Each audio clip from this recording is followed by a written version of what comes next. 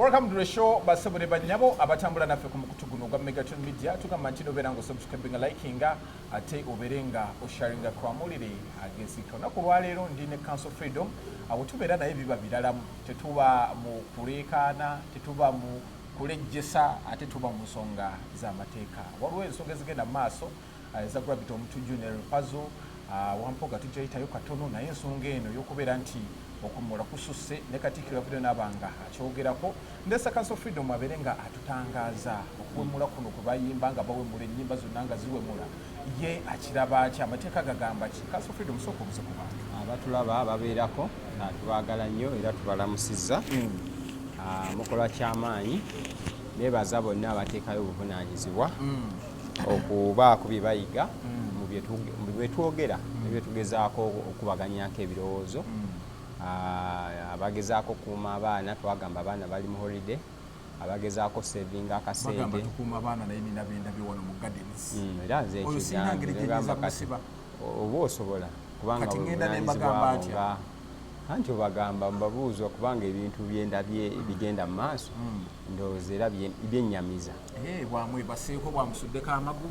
ate ng'olaba nti mwana muto so oluva wano kati nanyini kifo kino olina okugenda oyogere naye kubanga kimuvunaanyizibwako kuba nti akuuma abaana batera kwonoonekera mu bifo nga bino ababakkiriza obbeeramu tewali badde tolaba muntu atwala mwana muto mu gardens ng'olaba ate tebanywa bunywi waliwo ebikolwa kubanga eno holiday ebiro bye tubagamba okuuma abaana ndowooza okirabe lwaki mbagamba bakuuma abaana because generation n'ensi egenda kufa lwa abaana bato omutindo gwabwe gwe bakuliddeko gwe mutindo gw'eggwanga baagaliza okulaba n'okuwuliriza okulungi amiina nange mwebalenga kumpita ne munsoyasoya ebibuuzo abamu ne bafunamu abalala ne batafunamu nga kitunayongerayo njagala mbajukize banaffe aba Victoria University basange bali ku Jinja Road era nga kyebalina bagamba nti gwe wenayagala okubeera nti otandika okusoma oba yagala okubeera nti ofuna education ennungi genda ku Victoria University kyebakoze bagambye nti nno amachinteke yo eginaatera okutuuka ya mwaka gujja sonda sente mpolampola obeere nga weetegekera intake eyo yagala okubeera nti osoma certificate degree diploma courses zonna baziina gino obeere nga weewandiisiza online Victoria University obeere nga oginoonya weewandiise ate obeere nga ofuna ekifo bano bemba intake bali mu kusoma Dr. Muganga ensonga zonna ziteereza ddala mungi nnyo kozi zonna weeziri law journalism and mass communication business administration procurement pharmacy zonna kozi gye ziri weewandiise ku Victoria University buli kimu kibeere nga kitambulira ddala bulungi nnyo kanso Katikkiro yavuddeyo n'abanga ayogera ku nsonga ebadde etambula mu kaseera kano kiri nti mukyala Fiina alina ekibiina ndowooza kyakulembera simanyi UNCC kiri awo UNCC Uganda National Cultural Center bavudde ne babanga bayita abakulu bano Gravity Omutujju ne Pazzo okuwemula ennyimba ze bayimba nansonyiwa kandyogere nga webiri oluyimba bayina omunyongo w'eggulu bayina ensujju bayina nnyimba nnyingi nnyo enkudi babayise babeere nga babitebya ate bo tebagenzeeyo ne badda ku live ate ne bayomba nnyo bwe bafuna ssente bwe bakola batya nga tugezeeko mu mateeka ennyimba zino abantu bano bakikola mu butuufu oba mu bukyamu kubera nti bakozesa entertainment oba ennyimba zaabwe okuyisizaamu obuwemu ne Katikkiro nga munnamateeka navayo n'akivumirira ate ne bavayo ne bamuyisaamu amaaso tutandikira awo kakati ensonga eno eri technical a little bit kuba nsonga erimu obuwangwa oba ngambe tribal ekyokubiri ensonga erimu amateeka then ensonga erimu omulimu funa bulungi ekisooka ebisatu era bye tugenda omumenyaamenya that's why eri a little bit technical because erimu obuwangwa that is tribal kubanga Katikkiro alaba olulimi olwa tribe emu luli mu kukozesebwa mu ngeri oba oli awo erityoboola ekyokubiri erimu amateeka kubanga abaayise ojja ku ekireeta controversy baayise abayimbi abo nga babayise nga bayita mu tteeka ki. Ekyokusatu erimu omulimu be bayise bali mu kukola mulimu ki, mulimu gwabwe gwa kuyimba entertainment. So kati okubuuza oba ekyagenze mu maaso ekyagenze mu maaso tukitwale tutya, obukyamu bwakyo n'obutuufu bwakyo, olina tunuulira ezo ensonga ennyingo essatu ezo. Ekisooka nga Katikkiro alina obuvunaanyizibwa kubanga ye kabaka waaki w'ebweru, alina obuvunaanyizibwa okulaba nti Obuganda n'ebya Buganda byonna bikola ki, bikuumibwa. Alina obuvunaanyizibwa okukakasa nti Obuganda tebusaanawo. Ekiyinza okusaanyaawo Obuganda kwe kujja n'otandika okugamba nti Oluganda tuluweze, ng'era mu 1967 we baawera obuki Obuganda, Obote we yawera Obuganda akozesa ssemateeka, kitegeeza Obuganda bwali bukoze eki, busaanyeewo ne kingdoms endala zonna, kubanga Obote yawera obukulembeze bwaki bw'ennono. Onfuna bulungi. Now buli woogezaako okuggyawo ennyingo oba n'otyoboola ennyingo tribe oba kingdom kwetudde, oba oli mu kugikosa. Now ekimu kukikola oba oli mu kusaanyaawo. So ekimu kukikola Buganda lwe lulimi. Onfuna bulungi. Tukimanyi bulungi ebigambo ebimu ebiyimbibwa situlabangako kigambo kiva mu lulimi lulala. Ebigambo ebisinga babikuliyetinga nga in fact si buba buwemu direct, naye it is not direct translation of okuwemula oba valuga, naye bakwata indirect words ne bajja nga omuntu yenna gwe tuyita reasonable man alabira ddala nti ono yabadde ategeeza ki, ategeeza kino. So nga Katikkiro tosobola munenya ng'omuntu aprotectinga institution eya Buganda kuba ye mandate ye, yagala kigaane ye mandate ye, tasobola kulaba nti asirika buki busirisi.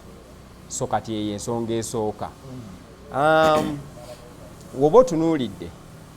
omukulu abamu abayimbye kati nga oluyimba lw'osembyeyo omuki omunyongo kakati omukulu oyo muki ganja wabuyu muki munyoli. Kati enyimba ez'obunyoli zo nga tetuviwa wazi kuba lwaki alonda Luganda. Ani kyovula abantu abasinga nalabye yavuddeyo nga ate alumba Katikkiro namuga nti amulekera omunyobwe. Kati abantu abasinga mu comment section omanyi gwe olumu naawufuna obudde n'ogendayo nga bamugamba agenda eri obuyimbe mu lunyoli va mu Luganda. Yes, twalibadde tulaba nti kubanga nga wenkugambye wayisobola okubaawo olukwe nga lwo lwakulumba kusaanyaawo institution eya Buganda ebaddewo. Ate abasinga ekintu ekyo bana council tukoze bulungi. Yes. Abasinga ekintu ekyo bo tebakiraba. Yes. Bo bakirabira wano nti anaayimba. Era abakiraba bo bakiraba naye n'abakirabira ewala. Okusaanyaawo institution okubanga eri awo it is practically theoretically nga institution weeri but practically let me tell you Buganda eyimiriddewo ku lwa nnono n'empisa zebadde ekulizaamu ki n'abagereka akola ekisaakaate bakwate abaana bano babakuze mu nkuzi ennungi nga bayise mu kisaakaate n'ennono n'abazungu bwe baali bakajja wano baalabanga Buganda engeri gye yali yeekumaakumamu organization yaayo n'empisa zaayo zaali zanjawulo. So kati osobola okuba ne institution but in actual sense practically nga institution weeri theoretically naye practically nga tekola ki nga teriiwo. Ekimu ku bikuumye Buganda wano ennyingo ziri 3 era ezo zo ne zimala zikosebwa. Esooka ly'ettaka lya Buganda okuba nti weeriri ofuna bulungi. Ekyokubiri ye administration ya Buganda obukulembeze obwo bw'okubanga ki then ekyokusatu ze nnono n'empisa zaaki za Buganda kwe kuba nti ennono mwe muli okugenda nti tugenda kuwasa tukiri omwana wakula awasa naye awasa atya mu kitiibwa kyo kitegeera ennono ezo ze zisubscribing then esisembayo era bayita mugundi no okukyala no okwanjula bino biyitamu then ekisembayo ye pride y'olulimi lwange lwenjogera yes my language katosobola kubanga language ate otandise okugiyingiramu otandise okugisensera onfuna bulungi njagala nkubuulire nti custom belief yemu ku values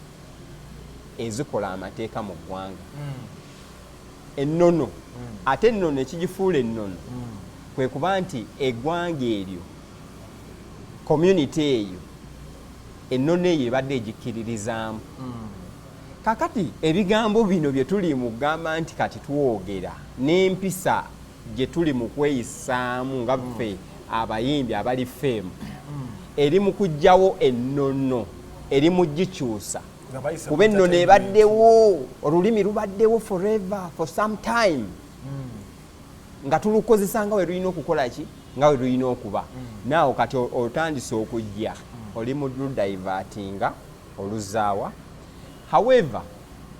so kati eyo ensonga emu ey'obuwangwa however nze lwaki saagala kunenya omanyi wemba ndisikasinga nze nagamba sinenya oli sinenya njagala ekituufu nkirabe kati of course awo ndaba abayimbi okulaba nti bagezaako okukyusa olulimi they are wrong yes naye kaakati ate kyenjagala okubawagiramu is it the right time is it the right time ovaayo kati enyimba bagambye ki luyimba kinaki bebayise yes abayimbi bali babiri omunyo weggulu yes atuyina ne Pazzo yes zenyimba zebakootinze zenyimba zebakootinze zokka bo babayisenga ku nyimba ezo anti ku nyimba tezisobola bazonna kubanga Gravity yayimba oluyimba lwa Lumbe Zaaya tezisobola bazonna kati anti tugambe tubeere clear nti babayise ku nyimba kyoba twagala okugjayo ekinyusi then nolire bamugamba enkudi njagala okubuuza kati layini ze bayinawo bayina enkudi bayina ensujju ono ayina omulyongoli simanya ayina kapayo eyabayise akolangani yakulira UNCC kitegeeza ekitongole ekyo si kyekikulira abayimbi onfuna bulungi ekitongole ekyo kiriwo okulaba nti kiregulatinga culture n'ebikwa talent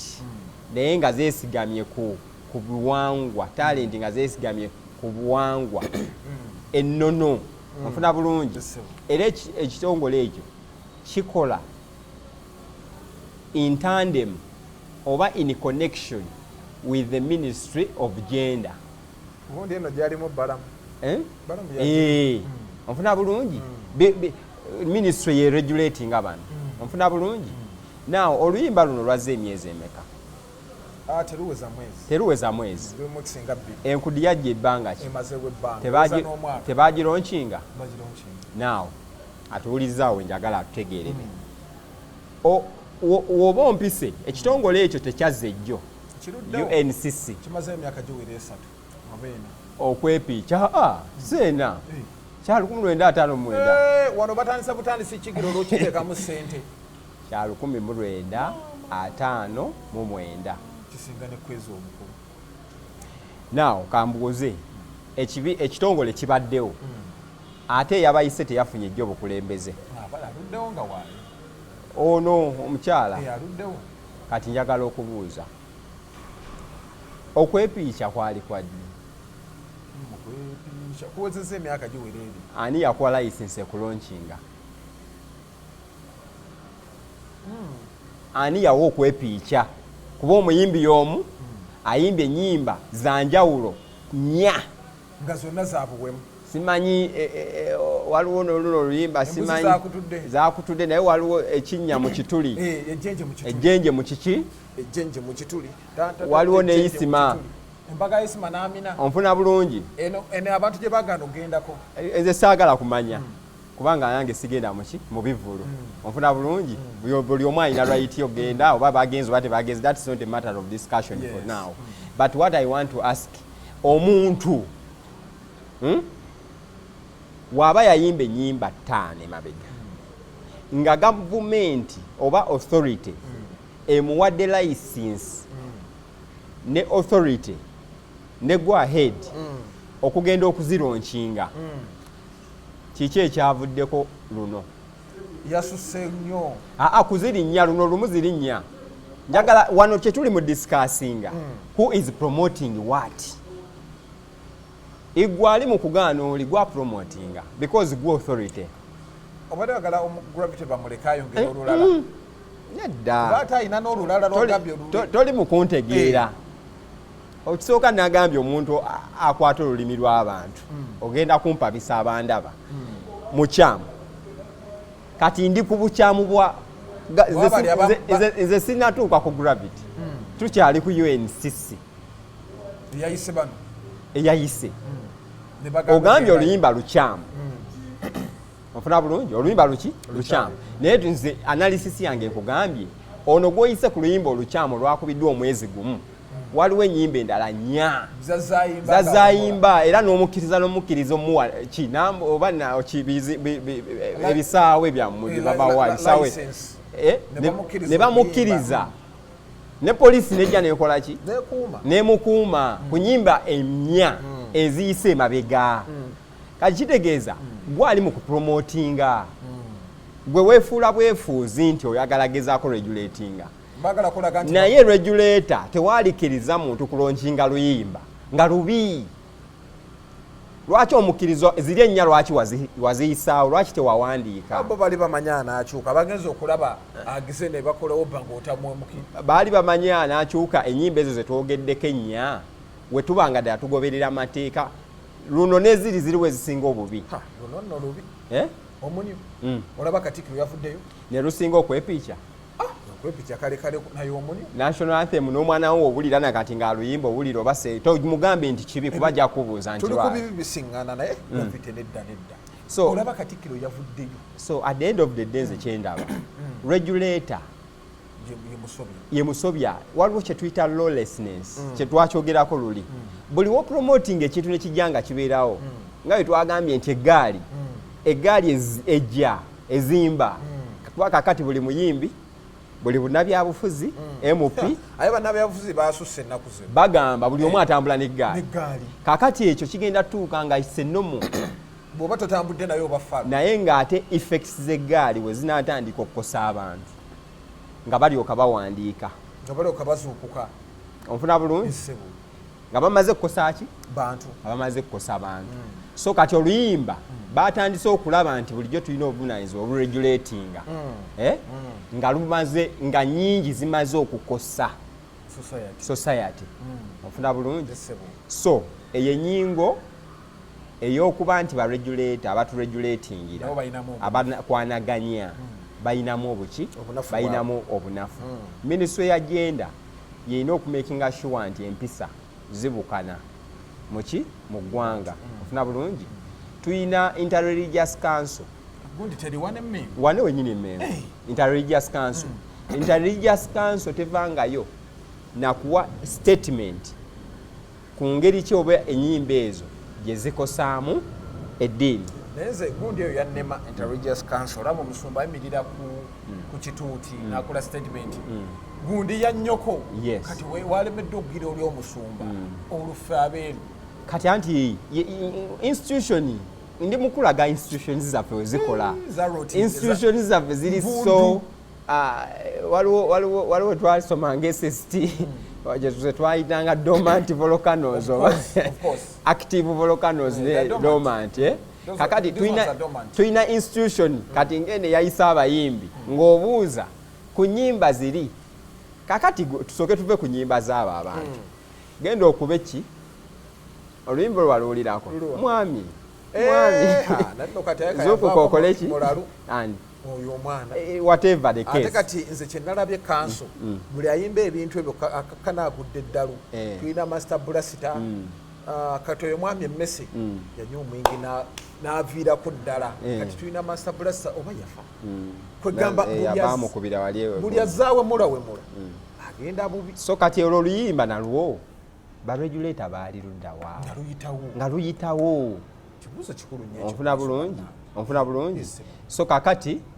waliwo ennyimba nyingi ng'ate wozikompayalinga ne gundi ne bana abayimbi baffe abaaliwo abakadongokamu basebatta nabo bayimbanga message but indirect ate ng'erina message ekwongerako weebale nnyo ng'erina message naye nga it is totally hidden for the purpose of protecting bano bayise bano ba Gravity ne Pazzo naye nga tulina abasindi abayimba ennyimba waliwo wona ayagala n'ayimba nga akusitamye bwati ng'aleze Jule n'ogamba tugenda wa ebyo byonna tukomawo kugamba nti regulator yani kakati ne tuba ne diffusion eya oba akalipo ani olwaleero aregulating omuyimbi balina ebibiina bingi Kenzo alina kyakulira awo Uganda simanya biki ebyawo UNCC eyo ngambye ekola kubya kawucha ebibiina mu ebiri awo kakati federation eri mateeka teri mateeka kakati weba eri mateeka mateeka akyagafuga federation abamu tebagiriimu kuba ababiri abo balaba Gravity Omutujju n'abalala tebali mu federation njagala kulowooza nti enafuna tteeka ekyekwata ku bisubi etteeka nga lyo eritondawo erabika ekyezimba kulaba nti streamlininga efune etteeka nfuna bulungi kyali mu nteekateeka yes kakati ate oyina UNCC eya issuinze statement oyita abayimbi waliwo omulala agamba president w'abayimbi era yakoze statement egamba mbu ate tebamuyise kakyenkugamba onfuna bulungi because nga yugambye ensonga ya buwangwa mulimu n'amateeka n'omulimu kati ebyo bikatoga akaliwo nti kati mu mateeka ani ayina oyita omuyimbi ani amuvunaanyizibwako oyo ambulera ki omuyimbi mwagwe yalikoze eki KCC ogimanyi KCCA eyina etteeka nti omukozi wa KCC waba asobezza bwati ne bwati ono gundi yalina omuyita gundi yalina omukwasaganya waliyo tribune esobomutuuza nebawuliriza oba disciplinary committee kino kyogere kitegeeza ofiina yewaŋŋamiza waba yakikoze ng'etteeka limukkiriza teyewaŋŋamiza ate kati bo bagamba era baganya obbikiriza yabayise ne bagaana kati bano ne bagenda ku live ne bamuyita omujjonkezi teeka ki mubayitira kubanga n'ono agamba ono pulezidenti waabwe ntaze temwaŋŋambyeko no si kugamba agamba yayina obuvunaanyizibwa ku bayimbi be kyekiri kyengambye tebamugambyeko munna yabiwulidde buweesi so kati wabaawo awo kyetuyita lakuna mu mateeka oba kyetuyita gap omuyimbi yenna nga ogambye nti ebibiina bingi ebibagatta kitegeeza buli omu ekibiina ekimugatta kyekina omugantako waliwo ekibiina federation gye bayita National Council for Sports ogimanyi eyina etteeka nga regulator w'emizannyo gyonna nti oba wabyamizannyo ng'okuba bikonde oba wabyamizannyo nga oli ki mupiira biki kiri kyo kibaheedi kibagatta naye ng'ate waliwo etteeka mmwe bebagatta engeri gye muyina bali gye balina okuba managingamu abayimbi begattira mu ki bano ab'enjawulo begattira mu bandi begattira mu comedy is it abo nabo oyinza obateeka mu art then begattira mu waliwo zino Leon Island babagita batya ezite crew nazo ziba crew balina engeri gundi ya Diamond bagiyita atya Wasafi gundi ziba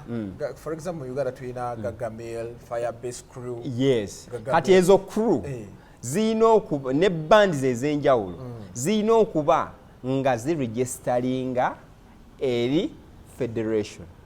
naye nga federation nayo kennyini eyina etteeka erigifuga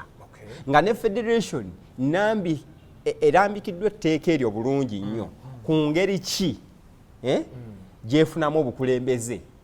nga tebukosa bano bonna bano ababbandi abakruze ez'enjawulo okitegera bulungi obukulembeze obwo either nga bulondebwa naye nga mu kulondebwa busobola okuba nga buva mu zino cruise ez'enjawulo ne bands ez'enjawulo buli omu asobola okujja na nominatinga ne balonda kati abo be balonze onfuna bulungi be babeeranga baregulatinga era ne bassaawo nti buli myaka 3 oba 5 oba 2 ekisanja kiggwako kati nga olaba ekitongole kyaffe ekyabannamateeka nti tukolera mu farms zanjawulo naye bali be bakalabalaba ba farms ezo era balina netteeka ettuufu nti president afuga bannamateeka ajja malangako emyaka bwegiti era olumala tujja mulondanga bwetuti ne bwetuti so etteeka eririwo eri okuyamba abayimbi terinaba kubaawo weribanga weeriri teririkkiriya onfuna bulungi kyengamba okubakkiriya nti balinga abakola nga beewolako ku Ministry of Gender kyebagamba okukola beewola amaanyi ne bagagatirira n'agatirira kati ensonga eyo emeekingira ddala kizibu nnyo okubeera nga oregulatinga omuyimbi kinnoomu kubanga ajja kubuuza oŋŋamba ngaani olinako obuyinza teeka ki wookolera at the end of the day osobola okukwata ekyo ekiwandiiko kye bawandiise n'ogenda ne mu kooti n'osuwinga eyakikoze yakikoze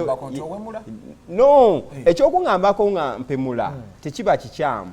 naye ekyokumpita wakikoze mu mateeka wadde olina okumpita because gega amateeka era balina okugenda kubanga abantu bebakulembera bali public balina okugenda basome kyebayita public law oba administrative law bategere kubeera wano wetujja kwogera abala bagambe naye ono bajja galowooza nze ngudde ddala but omuntu mu mateeka akola ekintu alina okuba nga yoyo avunaanyizibwa okukikola onfuna bulungi tomala gwe waŋŋamya kati ne class monitor nti ajjako era ku expulsion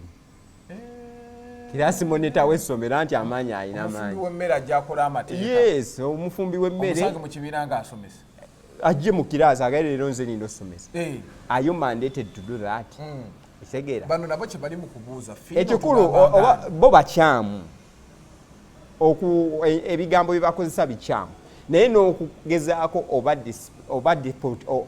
okubateeka mu line it should be respectfully and legally si kumalaga olw'okuba gweolinayo akafo oba muyinayo ekibiina gwakikulira oyiteeyite yayitawo kyekiri kyogaa nti ne class monitor ajja tuuka akole ki class monitor nti olw'okuba buli omu akola kyayagala class monitor watuuka ku parade of Eddy boy agamba banaye leero kansooke ngobe school fees kati nga gwe lawyer freedom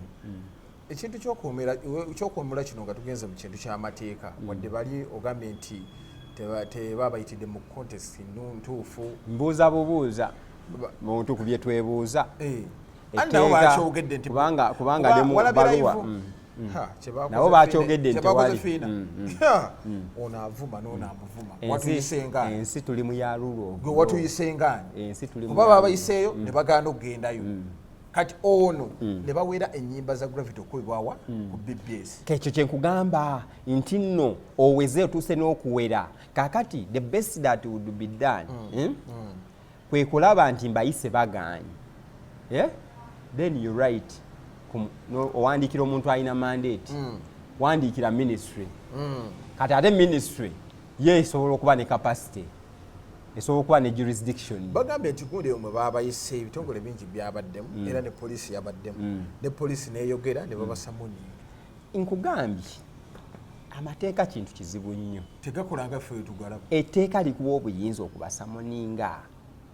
Poliisi eyinza okukola ensobi okubeera mu bintu ng'eyo. Anti poliisi neweeba poliisi tekola kugamba nti ekola ewa bibonerezo. Poliisi tegabangako bibonerezo. Erina keeping law and order. Erina kunoonyereza newa kooti negaba ebibonerezo. You understand? Bano tusobola bavuba. Ani? Bano. Ne bavuba kooti. Omusirikale gwemmanya awa ekibonerezo. Ndowooza beba traffic. Akikuweerawo okuba amateeka abanago. Nti ovuze bubi tosibye busipi. Naye akiwani. Ngasi ya mitwalo 5. Naye akiwani. Akiwoya akoze ensobi. Takiwanga akoze ensobi. Akiwani. Akiwa mmotoka. Hey. Akiwa mmotoka. Kambuuze mmotoka eno wenjikwata n'enjitunda. Ekitegeeza agenze naye asasula ebiriko nebyegendeddeko. Nze nno nali mmanyi gwe muntu nga awo alabyeyo omusirikale agamba kati tolina pameti genda weebako ennaku 5 ku sentensi nze. Kuba nabadde nina Mukasa avuga wanuwe musirikale namuga vaamu bawa emmotoka ne bateekako n'ani abadde mu mmotoka eyo. Mwenna mmotoka kyobola woogitunda emmotoka eyo we bagikwata tebanoonya gwe yali agivuga osasule mmotoka. Oba okitegeera bulungi. Kati naffe wano tuli ku muyimbi. Kati ndi ku muyimbi naye ani ayina. Kati ate nange sobola kubanga wadde ndi musirikale. Ndi wasi counter terrorism police CTP. Nengamba olw'okuba ndi musirikale kangende mpo omuvuzi w'emmotoka ekipapula. Kwewaŋŋamya. Kitegeeza wadde oli ayina ensobi avuga sinze nnyo muwa ekipapula. Kale tutunulidde nti bano nabo bakozeemu ensobi naye ekintu kino ekyokuwemula twagambye tukivumirira ati ngamba mwe nga bannamateeka omuntu ono sisobola muloopa wemba muloopya omanyi nina ekintu kyentera okubuuza bwe mbuuza ano bagamba nti nze nga njagala nnyo abantu bateekako emisango era mbadde ngenda kubuuza musango kigwabazizza era afuna kibonerezo ki kati nga gravity ng'oyo n'omuni ogwe tetumuteeka wali mu kooti tumugulako musango ki kuba abantu bangi bayeka baagala okuloopa ku gravity naye tebannamanya kakati bagenda muloopa batya kuba kati otuwaddemu obuzibu nti kino ekibiina olaba nakyo ekyabayise olaba nti kyabadde kiragaya kati nze nyinza polisi ogambye polisi yabaddewo kati gwoga polisi yali terina misango gyakugigulako kyovula nkugambye ensonga nki nzibu onfuna bulungi. It is more of a public concern. Kwini jangu olabe wano wetuli muli eyo mutambula butambula. It is more of a public concern than an individual concern. So if it's a public concern, chovola bakatikiro yavuddeyo. Because it's a public what? Concern. Lwaki kati otuma omuntu kinoomu nga poliisi weeri nga ekitongole ekitaba abayimbi wakisaawo ne UNCC weeri naye kyeŋŋamba ebyo mu kye baakoze weebiri mbuuza lwaki bibadde nga weebiri nga tebabikola lwaki bavaayo kati so bali mu kwekubamu ebituli okulaga nti bulijjo ekitongole bwekiri nga tubadde tulaba ennyimba zino neziri wangi babadde bagala kakasambu bakola kuba nasembayo omuntu yali agezezaako okubira nti alwana bambi awumule emirembe father Rokodo bwe yatugireyo panado w'abasajja eyayimbanga njagala nkubuulire mu Uganda kati leero tolaba nti kiri ku gravity nani ne real Pazzo amateeka gakola discriminatively Uganda nkubuulire okumanya njagala okukakasa nti oluyimba baba kubanga baali tekyetaaza na kugamba bantu bano genda kuwaaba oluyimba olujjukira olwakuba national anthem Mike yazigidi tesaga oba ezo bibaawo but etteeka likola mu Uganda sometimes where abagakwasiza nga balina interest kasaba funa interest wantu wonna nti eri wano twi bajja kufiirawo nalabako ebivulu ebiseera ebisinga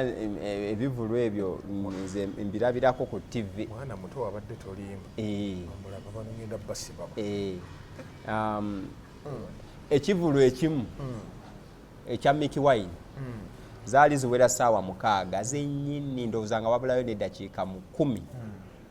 poliisi nejja ekiggala ku kivulu ekyo ku lunaku lwe lumu waaliyo ekivulu ekirala kiri ekyali kisaze onfuna bulungi ekivulu ekyo baakyongeramu eddakiika oba infact zaali eddakiika zaali ssaawa bali tebakooya abantu olwedde mwali temuli ojje weegendereza ebivulu nga birimu elementi tetusubscribinga interest ku ssaawa 6 zennyini oli najja ng'alina komandi tetumanyi waagijja tetumanyi buvunaanyi n'agamba nze nganze saabazzukulu bongeddemu kyekiri kyogambye nti amateeka gakola discriminatively wawe bakoma ajja neyefuula omugezi ennyo naawe amateeka nga si yalina otteeka kati oluyimba mu covid-19 lwakwata akati era okuyimiriza oluyimba olwo kyekyasuula omuyimbi oyo oba oliawo saawa zo yalibadde w'amaanyi nnyo simanyi tumbiza sound gundi ono omwana tumbiza sound ne Kampala biki lwali lulungi ne tulibeera fact lwatubeerera zaawo nnyo mu covid yagwa because oluyimba teyasobola kulufunamu kasente bambi kweyongerayo osanga yalibadde ne talent eri extra kuba nalabe bambi bali Pazzo bagamba nti twakuba akayimba omusolo n'akatwala ku Bukedde neegaana okakuba naye gambuuze bagamba mbu aleeta akajagalalo mu bantu wakyayogera omwana oyo yayimba tumbiza sound noono yayimba okwepiiki yakulonkinga ani yali omubi ennyo okwepiiki kaakati ekyokubiri omwana oyo ogamba kugenda okuba oluyimba olwo yakulyetingayo ebigambo bye bikola vibe oba yayimba nga ddala intention ye ayagala covid yeyongereyo kyogamba mutima gwe yali ayagala covid agende ng'aluma abantu yali ayimba yafuna ebigambo byawo yalabikirwa Katonda n'amuyitiramu ki awo naye bamusitopinga oluyimba ne balugira ne bamuyita oba n'okumuyitawa kyokka nga waliwo abana abakubidde eddala ebiyimba ebibi bo balemedde ku kino etteeka likola kyenkanyi so kati olwokuba etteeka terikola kyenkanyi kyobalaba leero kati bavuddeyo era nze nalirowoozeza babakuba smart enough baali badde tebasamoninga bayimbi omu baali badde bagenda ne basamoninga buli omu yali akoze oluyimba ate ne batabasamoninga kugamba nti baze bapanishinga it would be a warning baali bagamba naye tulaba ensonga zino infact yali badde na general assembly ey'abayimbi ne bakola general meeting ey'abayimbi ne bagamba bannaye kati ng'abayimbi tulaba fraternity egenda ediverting ewete koona because waliwo ddala ekoona okuyimba kwerize liweta okuviira ddala ku generation nze mbayita ba first generation abayimbi abo ffe betukuze tulaba balinga bataata abazzukulu sijja bagendamu bali eri abamunkaaga naye bano bataata abayimbi betwayise babasudde aye nabo ndaba balwana nalabyeka osimanya oh my god nnyanja erabidde nga naye alwana agamba naye tukubye ennyimba tulina ennyimba zaffe naye abantu bawuliriza binnawolovu ono ayina akaloboozi katono munene nnyo musajja munene Amiri Sengendo namulabye alwana muyimba binnawolovu tulina ennyimba nnungi kati waliwo ddala shift ennene shift esooka yey'obudde oluyimba lwe wawulirizanga n'ogenda n'okima amazzi n'osanga mpanga twawulizanga mpanga nga tukyali bato mpanga awo byatuyamba fina kulikayo okusoma omanyine radio zetukolera zino space it is okay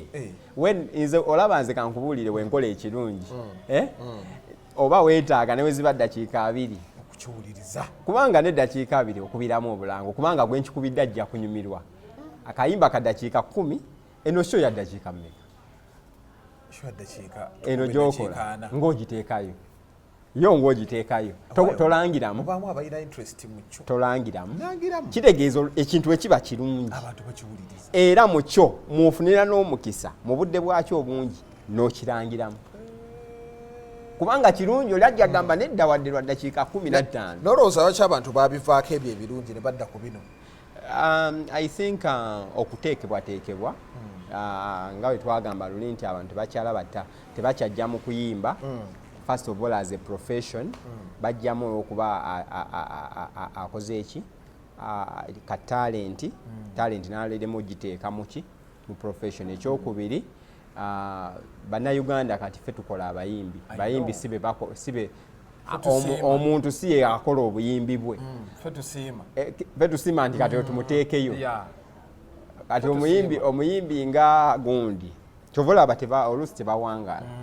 omuyimbi otunyiiza nga tukugjayo. Ndowooza ekinene nnyo omuyimbi we Uganda in the space of bana generation yeno eyo generation ndala generation yeno saagala kwogera amanya naye waliwo omuyimbi ffe bannayuganda gwe beekolera nga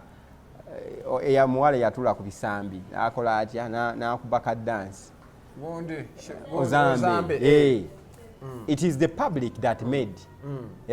yamupiikinga netandika okupostinga omuwala so kakati tosobola kugamba nti omuntu oyo akubye ka hiiti mu ddakiika mugiyita freestyle ya ddakiika emu n'ekitundu. Yes, kakati oba oyagala kucreatingira oluyimba olw'eddakiika 8 olaba ne freestyle nga anti kyekikyo nti public interest abayimbi abantu public ebaagadde mwemba nkubye okitegeera enkeera ne lupiikinga nengenda ku stage ate ku stage comedy store eba yakunoonyeza dda kakati kitegeeza obeera waggulu wano nga gwe omunene because platform enene ekuyise kati otandika okwerabira creativity okitegeera n'ogamba olaba bano bampise ndi munene va ne ku ebyo waliwo omubaka Pombo Andulukani omubaka yagamba nina ekivubuka kibeereyo simanya wa eyo kivubuka sema bayita weva biki era nekiyimba Pombo Andulu oluyimba nelutambulirawo challenge ndi Pombo Andulu Kamani. Yes, okweteekateeka kakati nze ndi munnamateeka wemba mbadde mu field for 2 years nfuna bulungi nina abantu bembadde ndabirako ngenda n'ensoma ku mpoza zaabwe baawozanga batya Honorable Seggona onfuna bulungi ninayo munnamateeka wange enganzi onfuna bulungi gwe agenda otandika osoma amateeka nga gwe neegomba omulamuzi Kanyihamba ngenda neneteekateeka nentandika okusoma ebitabo bye nentandika okusoma ensala ze we yali mulamuzi naye nensoma ne we yali looya yawozanga atya weteekateeka onfuna bulungi nsobola okugenda ku TV gaggadde ezirina shows ezikubaganya ebirowoozo onfuna bulungi nga we have frontline, we have barometers nina ekirooto ekyo naye tosobola agendayo nga teweeteeseteese because ojja kugendayo olunaku olu weeswaze bakubuza ekibuuzo kimu tamwa kakati bwe buzibu bwaffe wano mu fraternity y'abayimbi okweteekateeka ennaku zino kubulamu okusingako luli. Yes, kizibu nnyo kati ogamba omuntu akubye hit n'alowooza kuddayo agamba Honorable Kyagulanyi Bobi Wine His Excellency yagenda abadde successful mu music omuyimbi batono nnyo Silver Kyagulanyi batono nnyo abagenda ne bagamba kansome ku Kyagulanyi Silver ne Kyagulanyi Robert Sentamu ndabe ebintu byabwe babikola batya basoma biki omukulu ono aba yagenda mwemudiddi bayigayo ki nfuna bulungi wemba mpiikinze platform eno nga nfunye tutumu nsobola okugenda n'ensomayo kakoosi kano kanyongeremu ku nteekateeka yange. Oyogedde ekigambo ekyo abayimbi baffe bali okugambe tebayina kye balina tebasomye kati olaba okweteekateeka Nigeria 99% abayimbi bayo basomye bw'otulaba bano ba Michael bw'otulaba bano ba Ruga bw'otunulira ba Davido bw'odogedde otulaba balina degree naye wano mu Uganda because okugenda osoma mu Eddy bajja kusomesaayo ka contract bu basic principles obw'amateeka obutonotono mu course unit oleme kujjanga obigambo okubewo bikube otegeere nti wenjogera ebintu bino binvunaanya ekyokubiri otegeere nti wemba ngenda okukwatagana n'abantu endagaano zange nzikola bwenti ne bwenti neteekateeka bwenti ne bwenti abantu beeyisa bwe bati mu professional way wemba njogera nga it's a business waliwo n'okuba nti buli kimu okitwala nti oli w'amaanyi okusoma kuyina engeri gye tukutukangakanyaamu wabwe bwe tukula tubulowooza twalinga batonga mu kisaawe abayimbi be tulina baagala bibbuli bw'omwogerako n'aleeta ekibbuli Council Freedom budde bwaffe buweddeyo sabula era kusaba osibula abantu abali ku mukutu gwa Megaton Media tugendanga kufuna mpola abantu ogeze okubeera nti obayigiriza ensonga mu ngeri y'amateeka ababaddeko bonna twagaliza obulamu obulungi Freedom Food egamba ki Freedom Food Zone etambula nzati njibajjukiza wano ekintu kigenda gejja Freedom Food Zone yeri tugezaako nange ngezaako okusetinga mpola abantu abali okumpi batandise okutegeera bajja oba olyayo linakubira kanso nze kuwagira wendi olusi sibaayo naye naweebale misinde waba alidde ya misinde nga talina nze ngenda nensasula tebagufuula omuze waba talina kankubulire bino byansi waba talina waba alina nga balaba alina naye waliwo abantu baffe bemmanyi mu community atalina nayitirawo nala leero biganye anti ngambi tebagufuula omuze tebagufuula omuze nga bana omanyi abazadde bakwata abaana n'amuwa ebyangwe n'amuwa kasooli atambuze naye abaana abo batambuze bintu balina omuze anke enjala ennuma sinana kintu kyonna bw'agamba abantu nga 10 mutwalo beera enyiga naliko ku university nga nsoma nentambula okuva ku university kilomita zaalinga 5 nga kafiizi manya ka transport kakati nze nabitambula nkola ku Baba TV nentambula okuva Entinda naye mukama yanyamba abamu ne bajja ne bakwatako nawe so omuntu okugenda olunaku lumu n'alya emmere ya mutwalo gumu oba kakaaga naye nga kasitaabanga ddala mu butuufu omuntu oyo abadde talina gwe mukisa gwensobola okufuna obuzibu kubanga ayina nakola ki naye waaba abadde talina okimanyi mateeka omuntu ajja nabba emmere ng'abadde agenda kufa n'agibba wagamba kooti nti ddala nabadde ngenda kufa onfuna bulungi ne bazuula ddala nti n'embeera eddala yali agenda kufa bwali bwetaavu emmere nga nfumbe si ey'omugundi omuntu oyo kooti esobola omusonyiwa mwejereza kubanga amazima ekyali kigenda omutuukako tikyali ki naye mu Uganda osanga omuntu n'agamba muntu munno nti bannange enjala endi bubi mumpeeyo katole bwe kati